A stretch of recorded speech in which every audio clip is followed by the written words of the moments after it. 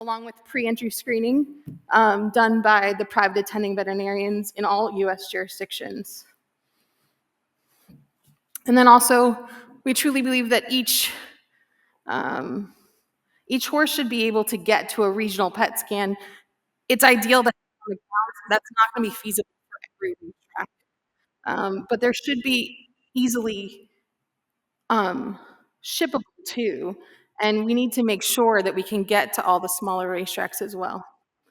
And then explore some sustainable funding options, because it may be easier to get the grade 1 horse in there, but that 5,000 claim rate may need it as well.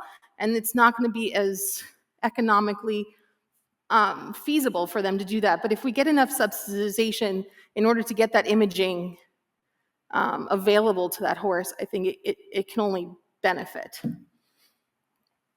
Other things were better adoption of improved trainer data and injury reporting systems, also was talked about earlier this morning. Continuing education for trainers, track management, and other veterinarians on injury prevention. Updated racetrack maintenance equipment, as Mick just very in-depth talked about.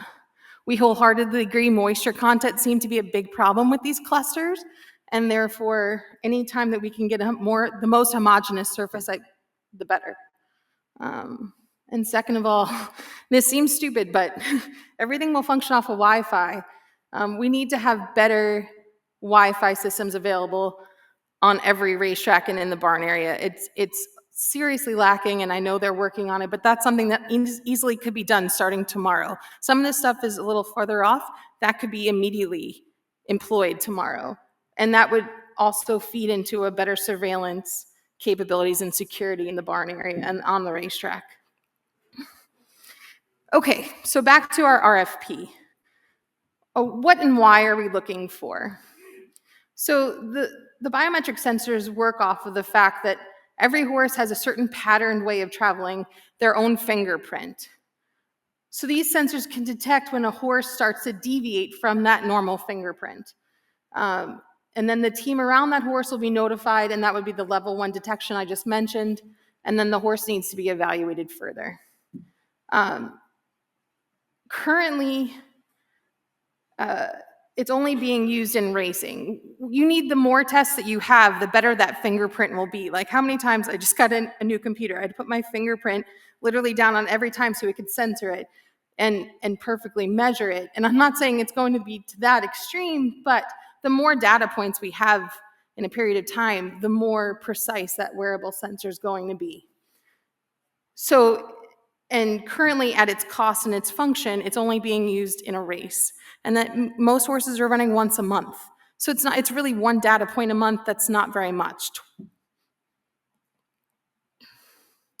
So we're looking for a sensor that is accurate.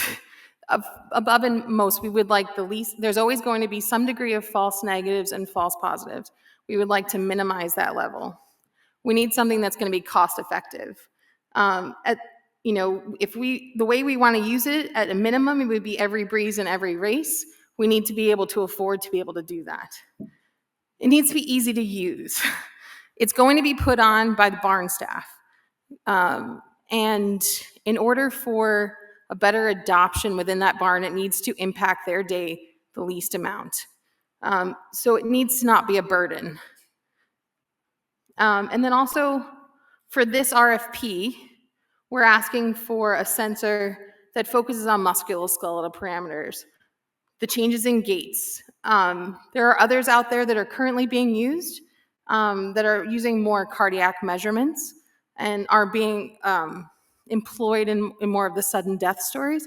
Right now, we're looking for musculoskeletal. If it comes with cardiac, that would be fine, but we need a minimum to have a sensor that's focused on musculoskeletal parameters.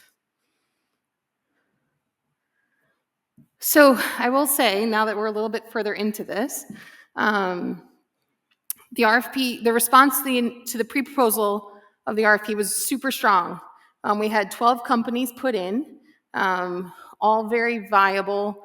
We went, I have a subcommittee for this RFP specifically And we chose 6 teams to go forward with to the full proposal stage, which is due July 1st. So there's been a lot of talk and a lot of logistics. When we put out for the request for full proposal, we, as a subcommittee, decided that we would have the same proof of principle for each sensor. So they're all going to be using the same experiment to prove their validity. And then hopefully, so the study will go from the full year of 2025, January 1st, 2025. We're hoping to put the sensors on 2-year-olds. And hopefully by the early 2026, we'll have an answer on who will put forward to HISA for a nationwide implementation. So this test, each sensor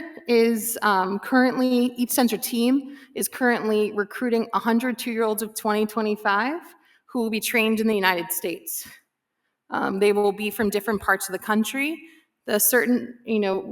We have consulted statisticians in order to get enough power into this study, and 100 horses for each, so 600 total if we go through with all 6, would be enough power to validate this. Each 2-year-old will start wearing the sensor January 1st, 2025 to start on breezes, and continue through early training and then race training and throughout their 2-year-old year until December 31st. Every week, each team will have a local administrator that will follow around and do site visits on where their sensors are. And each week, they will need to report to our central administrator for the study, green, yellow, or red flag for each 2-year-old every week. And any horse that moves from a green to a yellow or a yellow to a red must have a lameness examination by a veterinarian with a diagnosis submitted with the weekly report. So it moved status. Did you find something? If a horse misses 2 consecutive breezes, we'd like to know why. It may not be musculoskeletal. Maybe the horse has a fever. And there's other things that would be there, but we'd like to know why that horse hasn't breezed 2 times in a row. So for 1 time, it could be weather. But for 2 times, there's usually something more that's happening. And then if it's taken out of training, we just would like a reason for anything. A veterinary diagnosis must be submitted. So, yeah. So this has been a big question.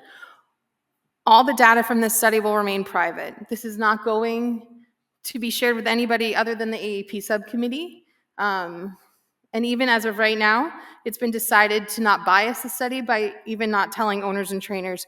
We don't know what these we're trying to validate these yellow and red flags, even the green flags. We don't know if it's true. Is it a true red flag? I don't know, but that's what we're trying to find out.